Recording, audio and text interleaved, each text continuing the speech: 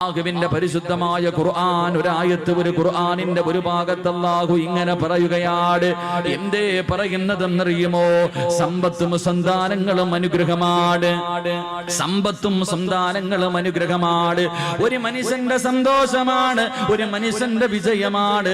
അല്ലാഹുവിന്റെ പരിശുദ്ധമായ ഖുർആൻ പറയുന്ന മക്കൾ അനുഗ്രഹമാണെന്ന് പരിശുദ്ധമായ ഖുർആനിന്റെ ഒരു ഭാഗത്ത് അല്ലാഹു പറയുമ്പോ അതേ ഖുർആനിൽ തന്നെ മറ്റൊരു ഭാഗത്ത് അല്ലാഹു പറയുകയാ, ഇന്നമാ അംവാലുകും ഔലാദുകും ഫിത്ന. അല്ലാഹുവിന്റെ പരിശുദ്ധമായ ഖുർആനിന്റെ 114 അധ്യായങ്ങളിൽ ഒരു ഭാഗത്ത് സമ്പത്തും മക്കളും അനുഗ്രഹമാണെന്ന് പറയുമ്പോ അതേ ഖുർആൻ തന്നെ പറയുന്ന മറ്റൊരു സ്ഥലത്ത് ഒരു മനുഷ്യന്റെ നാശം അവന്റെ മക്കളാണെന്ന് അല്ലാഹുവിന്റെ പരിശുദ്ധമായ ഖുർആൻ നമുക്ക് പരിചയപ്പെടുത്തുമ്പോ എന്റെ പ്രിയമുള്ള സഹോദരങ്ങളെ, പാതിരാത്രി പടച്ചറപ്പേ ഇൽമിന്റെ വഅദിന്റെ സദസ്സിലേക്ക് ഒഴുകിയെത്തി എന്റെ പ്രിയപ്പെട്ട മാതാപിതാക്കളോട് അല്ലാഹുവേ, നമ്മളും കാണുന്നവരാ, ഖുർആനിന്റെ ഈ ആയത്ത് നമ്മൾ കാണുന്നവരാണ്. ഒരു സ്ഥലത്ത് അല്ലാഹുവേ മക്കള് കാരണം സന്തോഷിക്കുന്ന മാതാപിതാക്കളുണ്ട്, മക്കള് കാരണം സന്തോഷിക്കുന്ന മാതാപിതാക്കള്. എങ്കിലും മറു സൈഡിൽ ചില മാതാപിതാക്കളുണ്ടല്ലോ, ചില മക്കൾ അല്ലാഹുവേ, ചില ഉമ്മയും വാപ്പയും അല്ലാഹുവിനോട് ദുആ ചെയ്യുന്ന, പടച്ചറപ്പേ എന്റെ പൊന്നുമോന് ദീർഘായുസ് കൊടുക്കണേ അല്ലാ, എന്റെ പൊന്നുമോന് ആഫിയത്ത് കൊടുക്കണേ അല്ലാ. രാവിലെ വീട്ടിൽ നിന്ന് ഇറങ്ങിപ്പോയ തന്റെ പൊന്നാര മകന് വീട്ടിലേക്ക് മടങ്ങി വരുന്നത് വരെ ഒരു സമാധാനമില്ലാതെ പടച്ചവനെ ഒന്നിരിക്കാൻ കഴിയാതെ ഉറക്കം വരാതെ മാതാപിതാക്കള് തന്റെ പൊന്നുമക്കളെ കാത്തിരിക്കുമ്പോ എന്റെ പ്രിയമുള്ളവരെ മറ്റൊരു ഭാഗം നോക്കുമ്പോ അല്ലാഹുവേ, മാതാപിതാക്കള് പടച്ച റബ്ബിനോട് ചോദിക്കുന്നു, അല്ലാ എന്തിനാ പടച്ചവനെ ഇങ്ങനെ ഒരുത്തനെ തന്നത്? എന്തിനാ പടച്ചവനെ? അല്ലാഹുവേ, ഉമ്മയും വാപ്പയും അല്ലാഹുവോട് തന്നെ ചോദിക്കുകയാ, എന്തിനാ അല്ലാ ഇങ്ങനെ ഒരുത്തനെ എനിക്ക് തന്നത്? രാവിലെ വീട്ടിൽ നിന്നിറങ്ങി പോകുന്ന പൊന്നുമോര് അവൻ മരിച്ചു പോകണമെന്ന് ആഗ്രഹിക്കുന്ന മാതാപിതാക്കളുണ്ടല്ലോ. അല്ലാഹുവേ, പടച്ചവനെ മക്കള് നന്നാകണമെന്ന് ആഗ്രഹിക്കുന്ന, തന്റെ മക്കള് നന്നാകണമെന്ന് ദുആ ചെയ്യേണ്ട നാവ് കൊണ്ട് ഇവൻ നശിച്ചു പോകട്ടെ, ഇവൻ മുടിഞ്ഞു പോകട്ടെ എന്നല്ലാഹുവേ തന്റെ മക്കൾക്കെതിരെ ദുആ ചെയ്യുന്ന മാതാപിതാക്കളുമുണ്ട്. എന്റെ പ്രിയമുള്ള സഹോദരങ്ങളെ, അങ്ങനെയുള്ള ഒരു കാലഘട്ടത്തിലൂടെ കടന്നു പോകുമ്പോ മാതാപിതാക്കൾക്ക് ഒരു വിലയും നൽകാത്ത മക്കളുടെ കാലമാണല്ലോ. പടച്ചവനെ പണം കിട്ടിക്കഴിയുമ്പോ, സൗന്ദര്യമുള്ള ഒരു പെണ്ണിനെ കിട്ടിക്കഴിയുമ്പോ അല്ലാഹുവേ പോറ്റി വളർത്തിയ മാതാപിതാക്കളെ വീട്ടിൽ നിന്ന് അടിച്ചിറക്കുന്ന മക്കളുണ്ടല്ലോ, മാതാപിതാക്കളോട് മിണ്ടാത്ത മക്കളുണ്ടല്ലോ, രോഗം പിടിച്ച ഉമ്മാനെ ചാക്കിൽ കെട്ടിയിട്ട് റോഡിന്റെ സൈഡിൽ കൊണ്ടുവന്ന് തെള്ളുന്ന മക്കളുടെ കാലമല്ലേ. എന്റെ പ്രിയമുള്ളവരെ, സ്കൂളിൽ പഠിക്കുന്ന യുവതലമുറയുണ്ടല്ലോ, തന്റെ കൂട്ടുകാരോട് പ്രായമുള്ള ഉമ്മയെ കാണിച്ചിട്ട്, പ്രായമുള്ള വാപ്പയെ കാണിച്ചിട്ട് ഇതെന്റെ മാതാപിതാക്കളാണെന്ന് പറയാ മക്കള് മടിക്കുന്ന ഒരു കാലത്തുകൂടെ കടന്നു പോകുമ്പോ എന്റെ പ്രിയമുള്ളവരെ, നമ്മളെല്ലാവരും ഏറ്റവും കൂടുതൽ കേട്ട ഒരു ചരിത്രമുണ്ട്. ഈ കഴിഞ്ഞ വലിയ പെരുന്നാളിന് നമ്മളെല്ലാവരും ഒരു കുടുംബത്തെ കുറിച്ച് കേട്ടു. അല്ലാഹുവേ, ഏത് കുടുംബത്തെ കുറിച്ചെന്നറിയുമോ? പരിശുദ്ധമായ മക്കയിലേക്ക് കോടാനുകോടി ലക്ഷക്കണക്കിന് ജനങ്ങള് അല്ലാഹുവിന്റെ ഭവനത്തിലേക്ക് പോയിട്ട് തിരിച്ചു വരുമ്പോ ഒരു കുടുംബത്തെ ഓർക്കാതെ ഒരു മനുഷ്യനും തിരിച്ചു വരാൻ കഴിയില്ല. അല്ലാഹുവിന്റെ മക്കയിലേക്ക്, പരിശുദ്ധ കഅബയിലേക്ക് ചെന്നിട്ട് ഒരു വാപ്പയെയും ഉമ്മയെയും മകനെയും കുറിച്ച് ചിന്തിക്കാതെ അവര് തന്നെയാണല്ലോ, അവരുടെ സ്മരണ തന്നെയാണല്ലോ ഇബ്രാഹിം നബിയെയും ഹാജറ ബീബിയെയും ഇസ്മായിൽ നബിയെയും ഈ ഭാര്യ ഭർത്താവിനെയും മകനെയും ഓർക്കാതെ ഒരു മനുഷ്യനും മക്കയിൽ നിന്ന് മടങ്ങി വരാൻ കഴിയില്ലല്ലോ. എന്റെ പ്രിയമുള്ളവരെ, അല്ലാഹുവിന്റെ ഖുർആൻ പറഞ്ഞ മക്കളാരെന്നറിയുമോ? അല്ലാഹുവിന്റെ പരിശുദ്ധമായ ഖുർആൻ ഒരു മകനെ കുറിച്ച് പറഞ്ഞു തരികയാ. പാതിരാത്രി ഒരുമിച്ച് കൂടി എന്റെ പ്രിയമുള്ള ഉപ്പമാരോട്, ഉമ്മമാരോട്, എന്റെ പ്രിയപ്പെട്ട മാതാപിതാക്കളോട്, ചെറുപ്പക്കാരോട്, മക്കളെ, ഖുർആൻ പറഞ്ഞ മകനേതെന്നറിയുമോ? എന്റെ പ്രിയമുള്ളവരെ, അല്ലാഹുവിന്റെ ഖുർആൻ പറയുന്നു, ഇന്നല്ലാഹ ഇസ്തഫാ ലി ആദമ വനൂഹ വആല ഇബ്രാഹീം അല്ലാഹുവിന്റെ പരിശുദ്ധമായ ഖുർആൻ പറയുന്നു ആദം നബി അലൈഹിസ്സലാമിനെ അല്ലാഹു തിരഞ്ഞെടുത്തു, നൂഹ് നബി അലൈഹിസ്സലാമിനെയും അല്ലാഹു തിരഞ്ഞെടുത്തു. എന്നിട്ട് അല്ലാഹു പറഞ്ഞു വആല ഇബ്രാഹിം നബിയെ തെരഞ്ഞെടുത്തു എന്നല്ല പറഞ്ഞത്, ഇബ്രാഹിം നബിയുടെ കുടുംബത്തെ തെരഞ്ഞെടുത്തു എന്ന് പരിശുദ്ധമായ ഖുർആൻ പറയുകയാ. ഏത് കുടുംബമെന്നറിയുമോ എന്റെ പ്രിയമുള്ളവരെ? ആരാണ് ഇബ്രാഹിം നബി എന്നറിയുമോ? ഇബ്രാഹിം നബിയുടെ ചരിത്രം ഈ മുസ്ലിമീങ്ങൾക്ക് മറക്കാൻ കഴിയില്ലല്ലോ എന്റെ പ്രിയമുള്ളവരെ. മഹാനായ ഖലീലുല്ലാഹി ഇബ്രാഹിം നബി അലൈഹിസ്സലാം തന്റെ പ്രിയപ്പെട്ട ഭാര്യയായ സാറാ ബീവി റളിയല്ലാഹു തആല അൻഹാ രണ്ടുപേരും വിവാഹം കഴിഞ്ഞു. ഒരുപാട് നാളുകളായി മക്കളില്ല, രണ്ടുപേർക്കും പ്രായമായിരിക്കുകയാണ്. ആ സമയത്ത് ഇബ്രാഹിം നബി അല്ലാഹുവിനോട് ദുആ ചെയ്യുകയാ, മക്കളെ കിട്ടാൻ ദുആ ചെയ്യുകയാണ്. എന്നിട്ടും മക്കളെ കിട്ടാതെ വന്നപ്പോ തന്റെ പ്രിയപ്പെട്ട ഭാര്യയായ സാറാ ബീവി റളിയല്ലാഹു തആല അൻഹാ അവന്റെ ഭർത്താവായ ഇബ്രാഹിം നബിയോട് അവിടുന്ന് പറയുന്നു, നബിയേ ഇനി ഞാൻ പ്രസവിക്കുമെന്ന് തോന്നുന്നില്ല നബിയേ, എനിക്കൊരുപാട് പ്രായമായല്ലോ, അതുകൊണ്ട് നിങ്ങൾ മറ്റൊരു വിവാഹം കഴിക്കണം നബിയേ. ഒരു ഭാര്യ ഭർത്താവിനോട് മറ്റൊരു വിവാഹം കഴിക്കാൻ പറയുകയാ. ഇബ്രാഹിം നബിയോട് പറഞ്ഞു നിങ്ങൾ മറ്റൊരു വിവാഹം കഴിക്കണം, ആ വിവാഹത്തിലൂടെ ഒരു കുഞ്ഞുണ്ടായാ അത് എന്റെ കുഞ്ഞ് തന്നെയല്ലേ നബിയേ, എനിക്കവനെ സ്നേഹിക്കാൻ കഴിയുമല്ലോ. ഇബ്രാഹിം നബി തന്റെ പ്രിയപ്പെട്ട ഭാര്യയോട് പറഞ്ഞു, സാറാ എങ്കിൽ നീ തന്നെ ഒരു പെണ്ണിനെ കാണിച്ചതാ. ആരെയാണ് ഞാൻ വിവാഹം കഴിക്കേണ്ടത്? നീ തന്നെ കാണിച്ചതാ സാറാ. സാറാ ബീവി റളിയല്ലാഹു തആല അൻഹ ഒരു പെണ്ണിനെ കാണിച്ചു കൊടുക്കുകയാ. ആരെയാ കാണിച്ചു കൊടുത്തത്? മഹദി ഹാജറ. ഹാജറ ബീവി റളിയല്ലാഹു തആല അൻഹയെ കാണിച്ചു കൊടുക്കുകയാണ്. എന്റെ പ്രിയമുള്ളവരെ ചരിത്രമറിയാ, ഇബ്രാഹിം നബി ഹാജറ ബിയെ വിവാഹം കഴിച്ചു. അവിടെ നിന്നൊരു കുഞ്ഞു ജനിക്കുകയാണ്, ഒരു പൊന്നുമോന് ജനിക്കുകയാണ്. ഇസ്മായിൽ എന്ന് പേരിടുകയാ. അല്ലാഹുവേ തന്റെ പ്രിയപ്പെട്ട ഭാര്യ പ്രസവിച്ച് തന്റെ ചോര കുഞ്ഞിനെയും കെട്ടിപ്പിടിച്ചു കൊണ്ടിരിക്കുമ്പോ അതാ വരുന്നു ഇബ്രാഹിം നബി വന്നിട്ട് പറയുന്നു, ഹാജറ യാത്രയ്ക്ക് പോകാൻ തയ്യാറെടുത്തോ. പ്രസവിച്ച് കിടക്കുന്ന ഭാര്യയോട് പറയുകയാണ്, ചോര കുഞ്ഞിനെയും എടുത്തിട്ട് യാത്രയ്ക്ക് തയ്യാറെടുത്തോ. ഹാജറ ചോദിച്ചു, എവിടേക്കാണ് പോകുന്നതെന്ന് ചോദിച്ചില്ല. ഭർത്താവ് ഒരുങ്ങാൻ പറഞ്ഞു, ഞാൻ പ്രസവിച്ച് കിടക്കുകയാണെന്ന് പറഞ്ഞില്ല, ഒരുങ്ങാൻ പറഞ്ഞു. ആ സാലിഹത്തായ പെണ്ണനുസരിക്കുകയാണ്. ഭർത്താവ് ഒരുങ്ങാൻ പറഞ്ഞു, ആ പെണ്ണൊരുങ്ങുകയാണ്. തന്റെ ചോര കുഞ്ഞിനെ എടുത്തു. അല്ലാഹുവേ ഇബ്രാഹിം നബി അലൈഹിസ്സലാം കടന്നു പോവുകയാണ്. അവസാനം യാത്ര ചെയ്ത് മക്കയിലെത്തിയിട്ട് പടച്ചവനെ സഫാ മർവ എന്ന് പറയുന്ന രണ്ട് മലകളുണ്ടല്ലോ. അല്ലാഹുവേ ജനവാസമില്ലാത്ത ഒരു പറവ് പോലും പറക്കുന്നു പോകാത്ത ഒരു പറവ് പോലും ഇല്ലാത്ത ഒരു മനുഷ്യനില്ലാത്ത രണ്ട് മലകൾക്ക് നടുവിൽ തന്റെ പ്രിയപ്പെട്ട ഭാര്യയെയും ചോര കുഞ്ഞിനെയും അതാ ഇബ്രാഹിം നബി ഇറക്കി വിട്ടിട്ട് കുടിക്കാനുള്ള വെള്ളവും കഴിക്കാനുള്ള കാരക്കയും കയ്യിലേക്ക് വെച്ചു കൊടുത്തിട്ട് ഇബ്രാഹിം നബി അലൈഹിസ്സലാം തിരിച്ചു നടക്കുകയാ. സാറാ ബീവി ഇങ്ങനെ അതാ ഹാജറ ബീവി അത്ഭുതത്തോടെ നോക്കുകയാണ്. തന്റെ പ്രിയപ്പെട്ട ഭർത്താവ് ചോദിക്കുന്നതിനൊന്നും മറുപടി പറയാതെ മിണ്ടാതെ നടന്നു പോവുകയാ. ഹാജറ ബീവി ചോദിച്ചു, നബിയേ അല്ലാഹുവിന്റെ കൽപ്പനയാണോ അതോ സ്വന്തം തീരുമാനമാണോ? ആ സമയത്തിന്റെ പ്രിയമുള്ളവരെ ഹാജറ ബീവി റളിയല്ലാഹു തആല അൻഹയോട് അവിടുന്ന് പറഞ്ഞ മറുപടി എന്തെന്നറിയുമോ? അവിടുന്ന് പറയുന്നു, ഹാജറ ഇത് എന്നെ പടച്ച റബ്ബിന്റെ തീരുമാനമാ ഹാജറ. തന്റെ ചോര കുഞ്ഞിനെ നെഞ്ചിലേക്ക് ചേർത്ത് പിടിച്ചിട്ട് ചിരിക്കുന്ന മുഖത്തോടെ ഹാജറ പറഞ്ഞു, ഹസ്ബുനല്ലാ,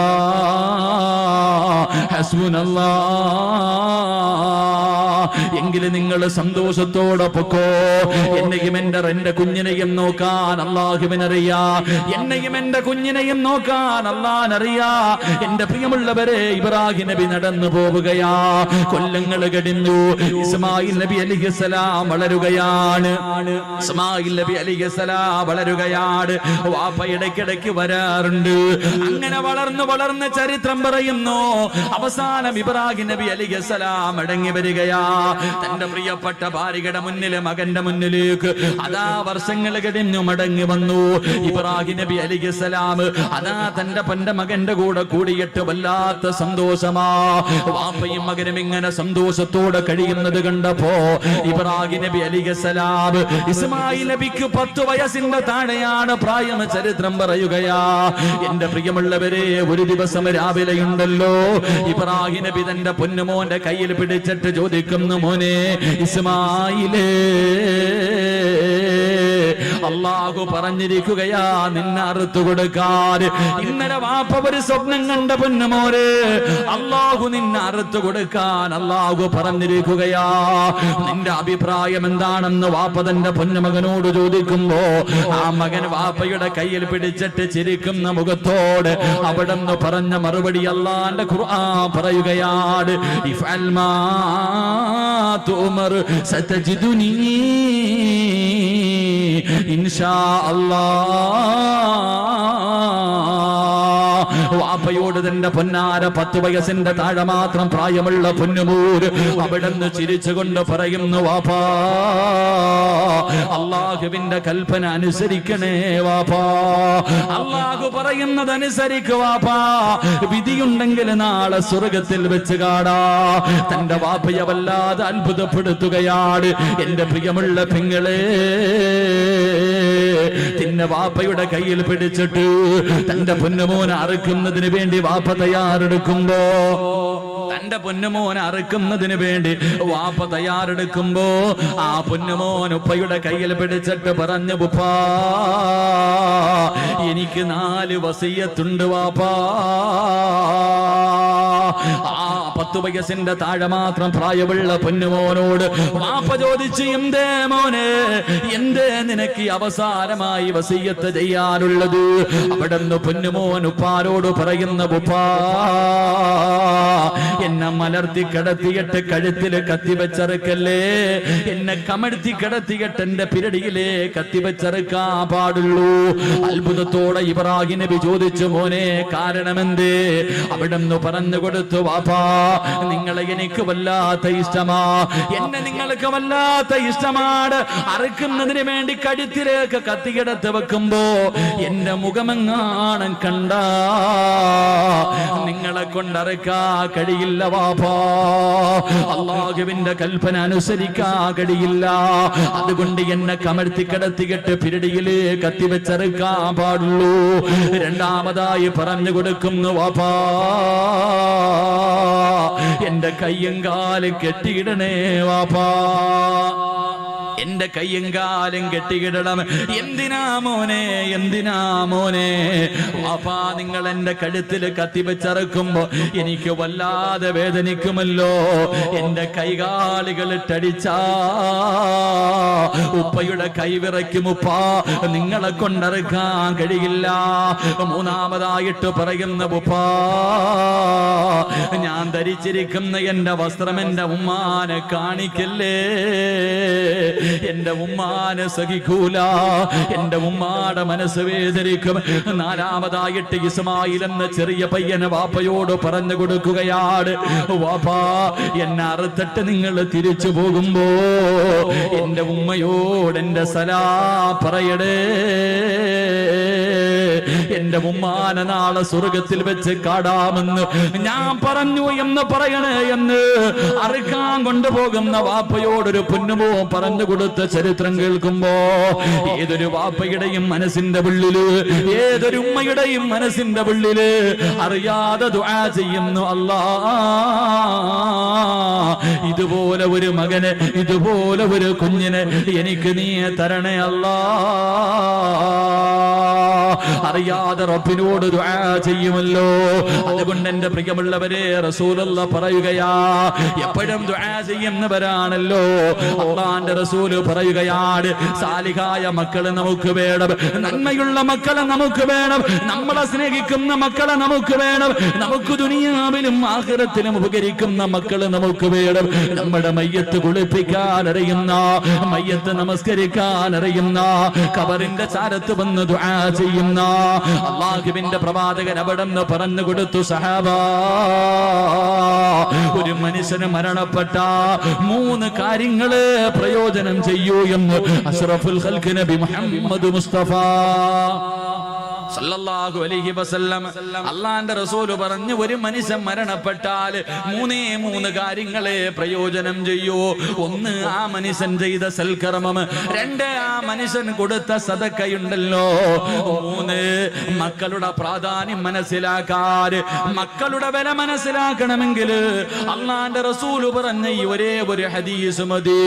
3, അല്ലാഹുവിന്റെ റസൂൽ പറഞ്ഞു, മരിച്ച 6 അടി മണ്ണിനകത്ത് കൊണ്ടുവച്ച ഒരു മനുഷ്യന് പിന്നെ പ്രയോജനം ചെയ്യുന്ന 3ാമത്തെ കാര്യം ഏതെന്നറിയുമോ?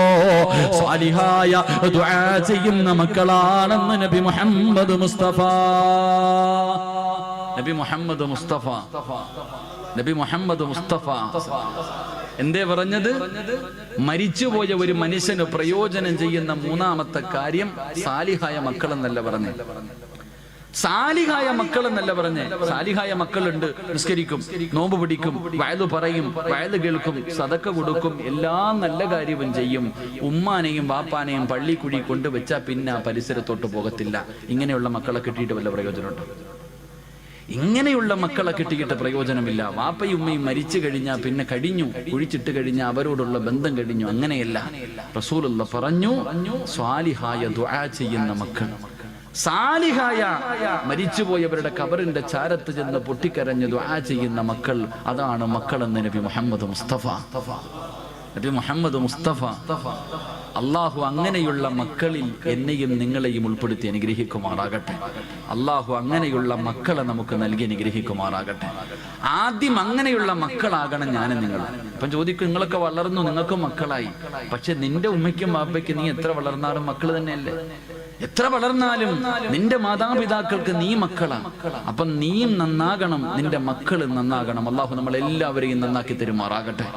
അള്ളാഹു നമ്മളൊക്കെ സാലിഹ്യങ്ങളിൽ പെടുത്തുമാറാകട്ടെ. സ്വാലിഹായ മക്കളാകാൻ ആഗ്രഹമുള്ളവരെന്ന് കൈവക്കിക്കും.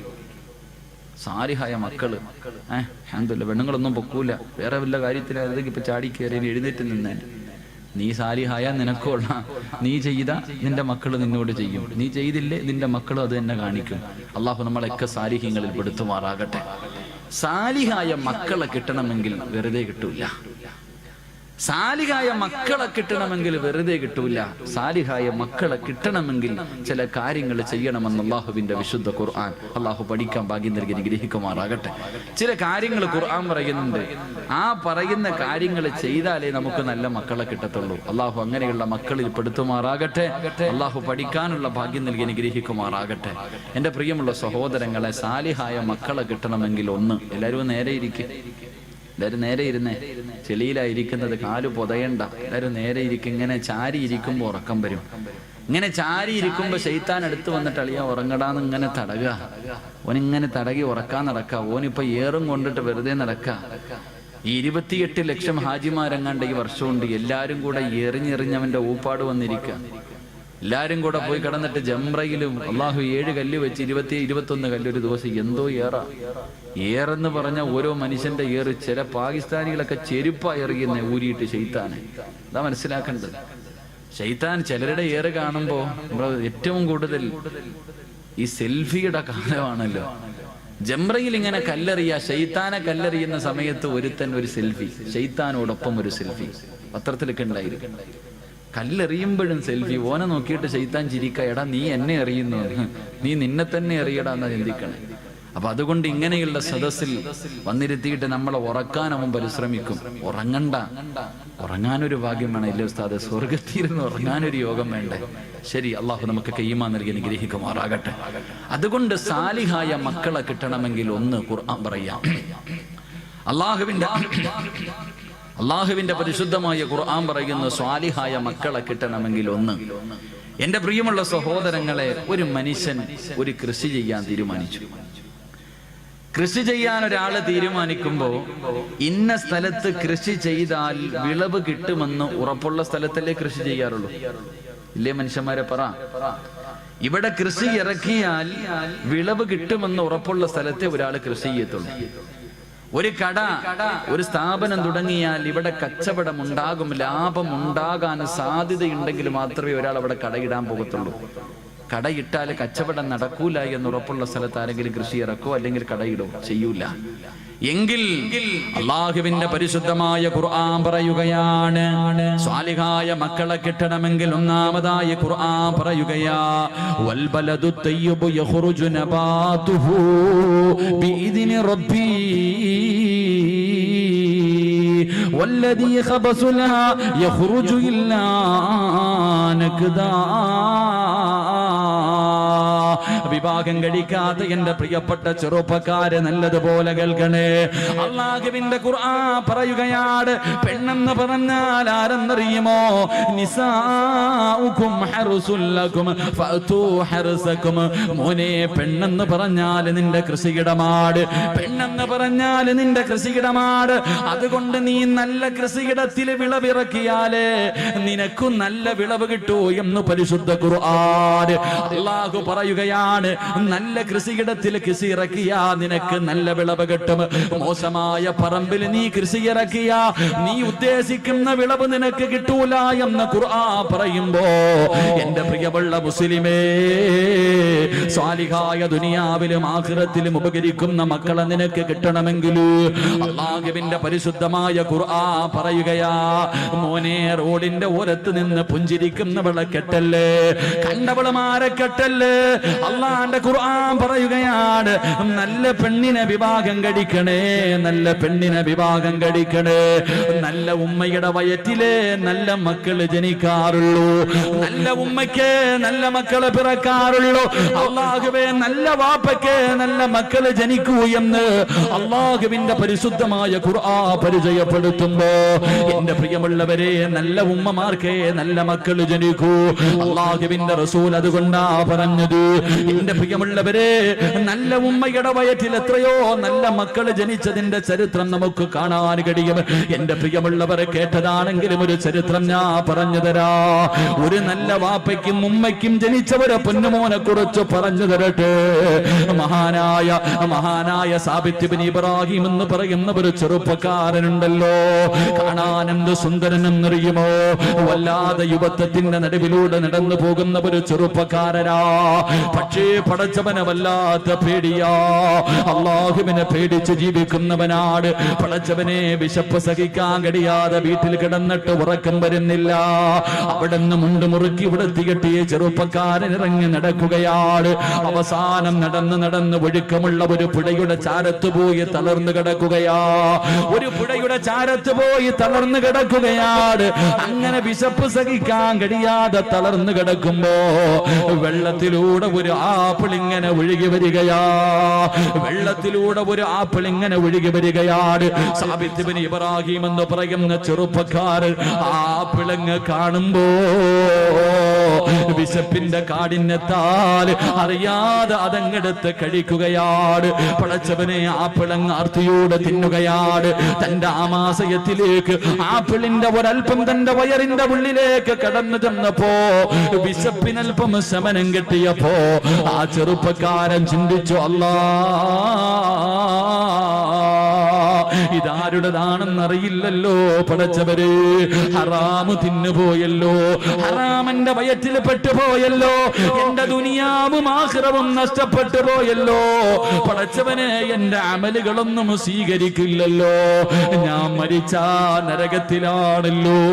കയ്യിൽ പകുതി ആപ്പിൾ പിടിച്ചിട്ടൊരു ചെറുപ്പക്കാരൻ പുഴയുടെ ചാരത്ത് നിന്ന് തലയിലൂടെ മണ്ണ് വാരിയിട്ടിട്ട് പൊട്ടിക്കരയുകയാ. അല്ലാഹുവേ, സമാധാനമില്ല.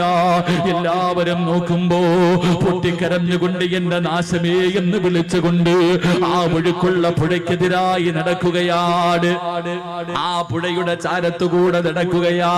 എല്ലാവരും അത്ഭുതത്തോടെ നോക്കുന്ന ഒരു ഭ്രാന്തനെ പോലെ, തലയ്ക്ക് ബോധമില്ലാത്തവരെ പോലെ പൊട്ടിക്കരഞ്ഞുകൊണ്ട് അല്ലാഹുവേ കരഞ്ഞുകൊണ്ട് പോവുകയാണ്. ഈ ചെറുപ്പക്കാരൻ കിലോമീറ്ററുകളോളം നടക്കുകയാ. അവസാനം ഒരു ആപ്പിള് തോട്ടം കണ്ടു. ആ തോട്ടത്തിൽ നിന്നാണ് ആപ്പിള് വെള്ളത്തിലേക്ക് വീണതെന്ന് മനസ്സിലാക്കി പൊട്ടിക്കരഞ്ഞുകൊണ്ട് തോട്ടത്തിനകത്തേക്ക് കടന്നു ചെല്ലുകയാ. ഒരു മനുഷ്യനകത്ത് നിൽക്കുന്നു, കരഞ്ഞുകൊണ്ട് പറഞ്ഞ് എനിക്കൊന്ന് പൊരുത്തം തരുമോ? ഞാൻ അറിയാതെ വിശപ്പിന്റെ കാഠിന്യത്താൽ ഒരാപ്പിളിന്റെ പകുതി ഞാൻ കടിച്ചുപോയി. ആ വീടാ തോട്ടത്തിലിരിക്കുന്ന മനുഷ്യൻ പറയുന്നു, സാബിത്ത്, ഞാൻ ഇതിന്റെ മുതലാളിയല്ല, ഞാൻ ഇവിടത്തെ തൊഴിലാളിയാണ്. എന്റെ മുതലാളിയുടെ വീടെത്തണമെങ്കിൽ 3 ദിവസം രാപ്പകല് നടന്നാലേ എന്റെ യജമാനന്റെ വീട്ടിലെത്തൂ. സാബിത്ത് പറഞ്ഞു, 3 അല്ല 300 കൊല്ലം നടക്കേണ്ടി വന്നാൽ നടക്കാൻ ഞാൻ തയ്യാറാ. കാരണം എനിക്ക് റബ്ബിന്റെ മുന്നിൽ അല്ലാഹുവേ ഒരു പാവിയെ പോലെ നിൽക്കാൻ വയ്യ. അവസാനം യജമാനന്റെ വീട് പറഞ്ഞു കൊടുത്തു. അതാ നടക്കുകയാണ്. 3 ദിവസം രാവും പകലും നടന്നു. അവസാനം ആ തോട്ടത്തിന്റെ യജമാനന്റെ വീടിന്റെ മുന്നിലെത്തി. ഓടിച്ചെന്ന് പൊട്ടിക്കരഞ്ഞുകൊണ്ട് പറയുന്നു, എനിക്കൊന്ന് പൊരുത്തം തരുവോ? നിങ്ങളുടെ ആപ്പിള് ഞാൻ കടിച്ചുപോയി, എനിക്കൊന്ന് പൊരുത്തം തരുവോ?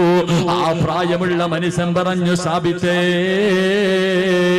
നിന്റെ ആമാശയത്തിലേക്ക് കടന്നുപോയാ ആ പകുതി ആപ്പിളിന് ഞാൻ പൊരുത്തപ്പെട്ടു തരണമെങ്കിൽ എനിക്കൊരു കണ്ടീഷൻ ഉണ്ട്. എന്ത് കണ്ടീഷനും ഞാൻ തയ്യാറാണ്. സാബിത്ത് ചോദിച്ചു, എന്ത് കണ്ടീഷനാണ്? അവിടെന്ന് പറഞ്ഞു, എനിക്കൊരു പൊന്നുമോളുണ്ട്, അവളെ നീ വിവാഹം കഴിക്കണം. അവൾക്കാണെങ്കിൽ കണ്ണിന് കാഴ്ചയില്ല, അവൾക്ക് ചെവിക്ക് കേൾവിയില്ല, അവൾക്ക് നടക്കാൻ കാലില്ല. വികലാംഗയായ കാണാനടകില്ലാത്ത എന്റെ പൊന്നുമോളെ വിവാഹം കഴിച്ചാലേ നിനക്ക് പൊരുത്തം തരൂ എന്ന് പറയുമ്പോ പൊട്ടിക്കരഞ്ഞുകൊണ്ട് സാബിത്ത് പറഞ്ഞു, അല്ലാ, ഒരു കൊതുകിന്റെ ചിറകിന് പോലും വിലയില്ലാത്ത ദുനിയാവല്ലേ, എന്തിനും ഞാൻ തയ്യാറാ. അവസാനം കണ്ണില്ലാത്ത, കണ്ണ് കാണാത്ത, ചെവി കേൾക്കാത്ത, കാലില്ലാത്ത, കാണാ സുന്ദരിയല്ലാത്ത, ഒരിക്കൽ പോലും കണ്ടിട്ടില്ലാത്ത പെണ്ണിനെ വിവാഹം കഴിക്കുകയാണ്. റബ്ബേ, വിവാഹം കഴിഞ്ഞു. മണിയറയ്ക്കകത്തേക്ക് കടന്നു ചെല്ലുമ്പോ സുബ്ഹാനല്ലാഹ്, കാണാനടകുള്ള ഒരു സുന്ദരിയായ പെണ്ണ് മണിയറയ്ക്കകത്ത് ഒരുങ്ങിയിരിക്കുകയാ. സാബിത്ത് ചോദിച്ചു, എന്റെ ഭാര്യ എവിടെ? കണ്ണ് കാണാത്ത, ചെവി കേൾക്കാത്ത, സൗന്ദര്യമില്ലാത്ത, കാലിന് സ്വാധീനമില്ലാത്ത എന്റെ ഭാര്യ എവിടെ എന്ന് ചോദിക്കുമ്പോ ആ പെണ്ണ് കയ്യിൽ പിടിച്ചിട്ട് പറഞ്ഞു, സാബിത്തേ, ഞാനാണ് നിന്റെ ഭാര്യ, ഞാൻ തന്നെയാണ് നിങ്ങളുടെ ഭാര്യ. എന്റെ ഉപ്പ എന്റെ കണ്ണിന് കാഴ്ചയില്ലെന്ന് പറയാനുള്ള കാരണം എന്തെന്നറിയുമോ? ജനിച്ചതിന് ശേഷം, എനിക്ക് ഓർമ്മ വെച്ചതിന് ശേഷം അല്ലാഹു കാണല്ലേ എന്ന് പറഞ്ഞ ഒരു കാര്യവും എന്റെ കണ്ണുകൊണ്ട് ഞാൻ കണ്ടിട്ടില്ല സാബിത്ത്. ഹറാമിന്റെ കണ്ണുകൊണ്ട് കണ്ടിട്ടില്ല, ഹറാമിന്റെ ചെവി കൊണ്ട് കേട്ടിട്ടില്ല, ഒരുത്തനെയും ഫോൺ വിളിച്ചിട്ടില്ല, ഒരു വികാരമുണ്ടാകുന്ന ഒരു മോശമായ സംസാരവും എന്റെ ചെവി കൊണ്ട് ഞാൻ കേട്ടിട്ടില്ല. മൂന്നാമതായിട്ട് ആ പെണ്ണ് പറയുകയാ, അല്ലാഹു പോകരുതേ എന്ന് പറഞ്ഞ ഒരു സ്ഥലത്തേക്ക് എന്റെ ഈ കാല് കൊണ്ട് എന്ന് ഞാൻ നടന്നു പോയിട്ടില്ല. അതുകൊണ്ടാണ് എന്റെ വാപ്പ ഇങ്ങനെ പറഞ്ഞെന്ന് പറയുമ്പോ, എന്റെ പ്രിയമുള്ളവരെ, പെണ്ണെന്ന് പറഞ്ഞാൽ ഇങ്ങനെയാ, ഒരു പെണ്ണെന്ന് പറഞ്ഞാൽ ഇങ്ങനെയാണ്. വെള്ളത്തിലൂടെ ഒഴുകി വന്ന ആപ്പിളെടുത്ത് കടിച്ചിട്ട് പൊരുത്തം ചോദിക്കാൻ പോയ ചെറുപ്പക്കാരൻ, ഈ വാപ്പയ്ക്കും ഉമ്മയ്ക്കും ഒരു മകൻ ജനിച്ചു, ഈ വാപ്പയ്ക്കും ഉമ്മയ്ക്കും ഒരു മകൻ ജനിച്ചു. ഇവരുടെ കൃഷിയിടത്തിൽ ഒരു വിളവ് കിട്ടി. ആ വിളവിന്റെ പേരെന്തെന്നറിയുമോ? മഹാനായ ഇമാമുന അബൂ ഹനീഫ. ആ കൃഷിയിടത്തിലെ വിളവാണ് അബൂ ഹനീഫ റഹ്മഹുല്ലാഹ് എന്ന് ചരിത്രം പഠിപ്പിക്കുകയാണ്. ആ കൃഷിയിടത്തിൽ നിന്ന് കിട്ടിയ വിളവാണ് മഹാനായ ഇമാമുന അബൂ ഹനീഫത്തുൽ കൂഫി റഹ്മഹുല്ലാഹ്. അല്ലാഹു ഈമാൻ നൽകി അനുഗ്രഹിക്കുമാറാകട്ടെ. അതുകൊണ്ട് നല്ല പെണ്ണിനെ വിവാഹം കഴിക്ക്. അതുകൊണ്ടാ റസൂലുള്ളാഹ് പറഞ്ഞത്, ഫളുഫറു ബിദാത്തിദ്ദീൻ, നീ ദീനുള്ള പെണ്ണിനെ വിവാഹം കഴിക്കണേ എന്ന് നബി മുഹമ്മദ് മുസ്തഫ. നബി മുഹമ്മദ് മുസ്തഫ, നബി മുഹമ്മദ് മുസ്തഫ. അതുകൊണ്ടാണ് റസൂലുള്ളാഹ് പറഞ്ഞത്, ദീനുള്ളവളെ കെട്ടണം, കണ്ടവളെ കെട്ടരുത്. ഇന്നിപ്പം ദീൻ ആരും നോക്കാറില്ലല്ലോ. വേറെ 3 കാര്യങ്ങളാ നോക്കണം. പണം ഉണ്ടോന്ന് നോക്കും, പണമുണ്ടോ എന്ന് നോക്കും. ഒന്ന് പെറ്റതാണെങ്കിലും കുഴപ്പമില്ല, ഒരുത്തന്റെ കൂടെ ഒളിച്ചോടിയതാണെങ്കിലും കുഴപ്പമില്ല, തന്നെക്കാലം വയസ്സുകൂടെ ഒന്നും വേണ്ട, പണമുണ്ടോ കെട്ടാൻ തയ്യാറാണ്. എന്റെ പ്രിയപ്പെട്ട ചെറുപ്പക്കാരോട് പെണ്ണുപിള്ള മുന്നിൽ ഉമ്മ പറയും, സ്ത്രീധനം ഉണ്ടെങ്കിൽ മാത്രമേ കല്യാണത്തിന് സമ്മതിക്കൂ, പൊന്നു മോനെ വെറുതെ നിൽക്കരുത്. എന്റെ പ്രിയപ്പെട്ട ചെറുപ്പക്കാരോട് പറയുന്നു, സ്ത്രീധനം വാങ്ങണമെന്ന് വാപ്പയും ഉമ്മയും പറഞ്ഞ അനുസരിക്കല്. കാരണം അവരല്ല ജീവിക്കേണ്ടത്, നീയാ ജീവിക്കണ്ടേ. അള്ളാന്റെ റസൂല് പറയുന്നു, മൻ തസവ്വജ ലി ഇംറഅതി മാലിഹാ ലം യസിദുഹു ഇല്ലാ ഫഖറാ. പെണ്ണിന്റെ പണം കണ്ടിട്ട് പെണ്ണ് കെട്ടുന്നവനെ, പെണ്ണിന്റെ പണം കണ്ടിട്ട് പെണ്ണ് കെട്ടുന്നവനെ, നീ എത്ര കോടിയ കണക്കിന് സ്ത്രീധനം വാങ്ങിയാൽ നിന്നെ ദാരിദ്ര്യം പിടിപെടുമെന്ന് ആദരവായ പ്രവാചകൻ നബി മുഹമ്മദ് മുസ്തഫ. 1 കോടി രൂപയും ബെൻസ് കാറും വാങ്ങിയവനാണെങ്കിൽ നീ യതീംഖാനയിലായി പോകുമെന്ന് നബിഗിന റസൂലുള്ളാഹി. അപ്പൊ പണം നോക്കിയിട്ട് പെണ്ണ് കെട്ടിയാ നീ യതീംഖാനയിലാകും. ഇനി 2 ഗ്ലാമർ ഉണ്ടോ? അതാ കൂടെ കൊണ്ട് നടക്കുമ്പോ എല്ലാരും ചോദിക്കണം, പൊട്ടന് ലോട്ടറി അടിച്ചതുപോലെ എവിടുന്ന് കിട്ടിയടാ? കാണുന്നവനൊക്കെ ഇങ്ങനെ നോക്കണം. ഗ്ലാമറുള്ള പെണ്ണ്, സൗന്ദര്യമുള്ള പെണ്ണ്. റസൂലുള്ള പറഞ്ഞു, വേണ്ട മോനെ, ഗ്ലാമർ കൂടിയവളെ നീ കെട്ടല്ലേ, അവളുടെ സൗന്ദര്യം അവളെ നശിപ്പിച്ചു കളയുമെന്ന് നബിയിന റസൂലുള്ളാഹി. അതുകൊണ്ടാണ് ഭർത്താക്കന്മാരോട് പറയുന്നത്, നിന്റെ ഭാര്യയ്ക്ക് നിന്നെക്കാളും ഗ്ലാമർ ഉണ്ടെങ്കിലും സുന്ദരിയാണെന്ന് പറയാൻ പാടില്ല. നിന്നെക്കാളും ഗ്ലാമർ നിന്റെ ഭാര്യക്കുണ്ടെന്ന് പറയാൻ പാടില്ല. പറഞ്ഞു കഴിഞ്ഞാൽ പിന്നെ ഓള് താഴെയെങ്ങും നിൽക്കൂല. ഓള് വിചാരിക്കും ഇവനില്ലെങ്കിൽ ഇവന്റെ വാപ്പ. അങ്ങനെ എന്താ, താഴെയെങ്ങും നിൽക്കൂല, പിന്നെ അങ്ങ് കൂടും, അർശിന്റെ മുകളിലെത്തും.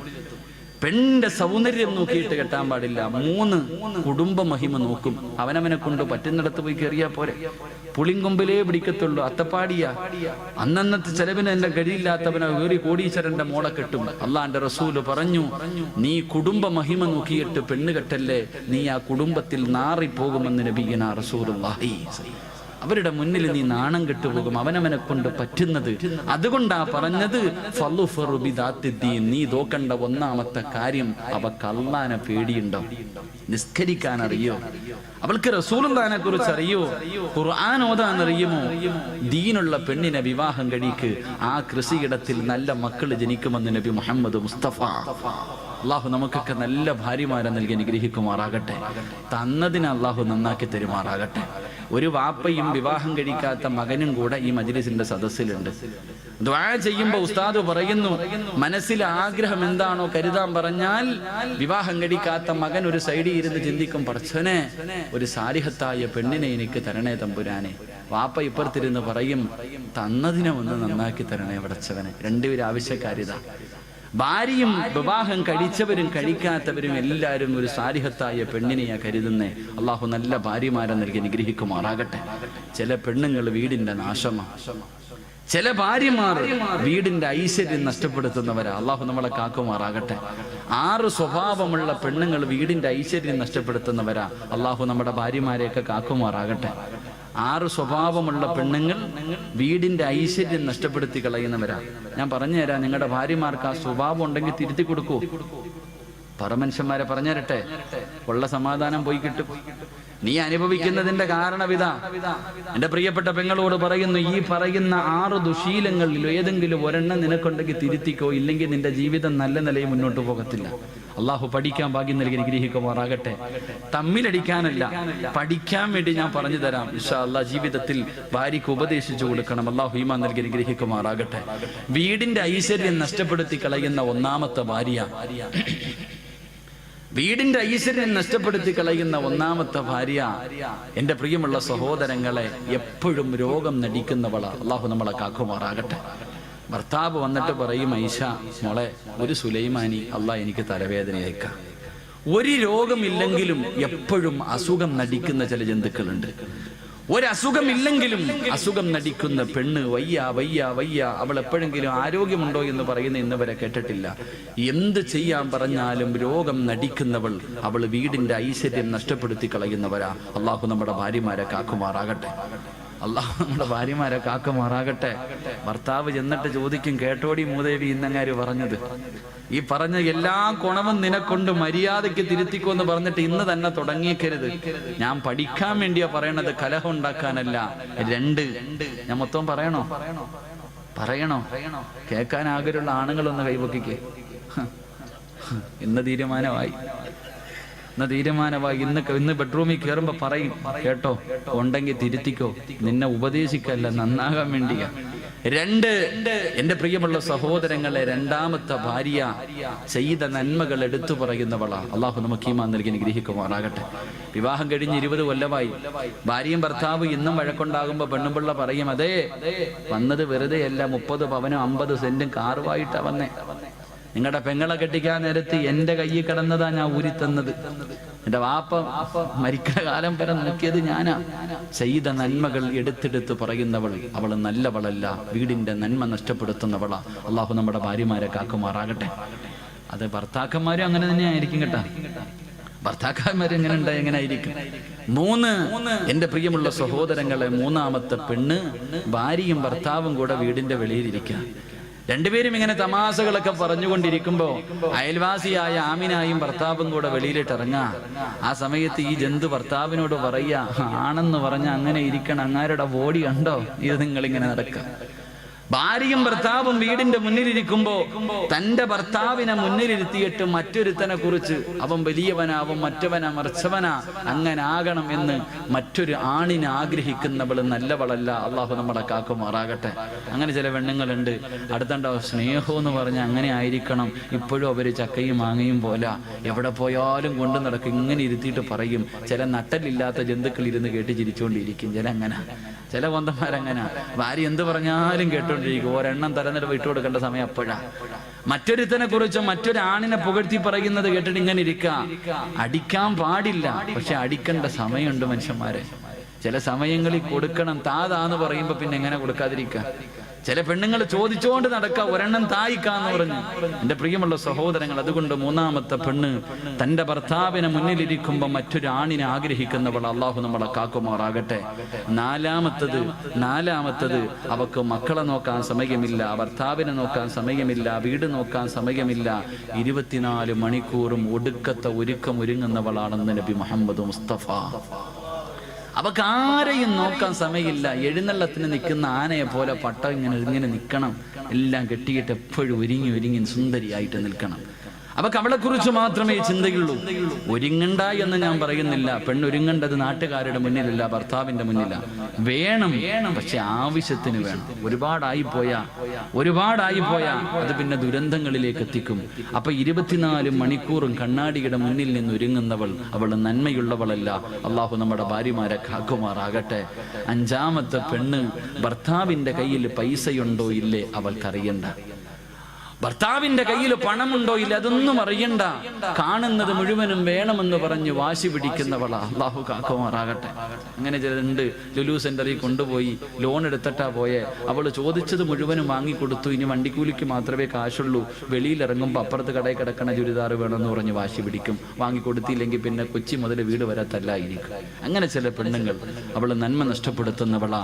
6ാമത്തെ പെണ്ണ്, എന്റെ പ്രിയമുള്ള സഹോദരങ്ങളെ, ഭർത്താവ് ശാരീരികമായി ബന്ധപ്പെടുന്നതിന് വിളിച്ചാൽ പറയും, ഞാൻ കുളിച്ചിട്ടില്ല, എനിക്ക് അവൻ അങ്ങനാണ്, രോഗമാണ്, അതാണ് ഇതാണെന്ന് പറഞ്ഞിട്ട് ഒഴിയുന്നവളാ. അള്ളാഹു നമ്മുടെ ഭാര്യമാർക്ക് ഈമാൻ നൽകി അനുഗ്രഹിക്കുമാറാകട്ടെ. ഈ പറഞ്ഞ 5 സ്വഭാവം നിനക്കുണ്ടെങ്കിൽ തിരുത്തിക്കോ, രക്ഷപ്പെട്ടു പോകും. തിരുത്താൻ മനസ്സില്ല, ഇങ്ങനെ തന്നെ പൊക്കോ, അനുഭവിക്കും. അള്ളാഹു നമുക്ക് ഈമാൻ നൽകി അനുഗ്രഹിക്കുമാറാകട്ടെ.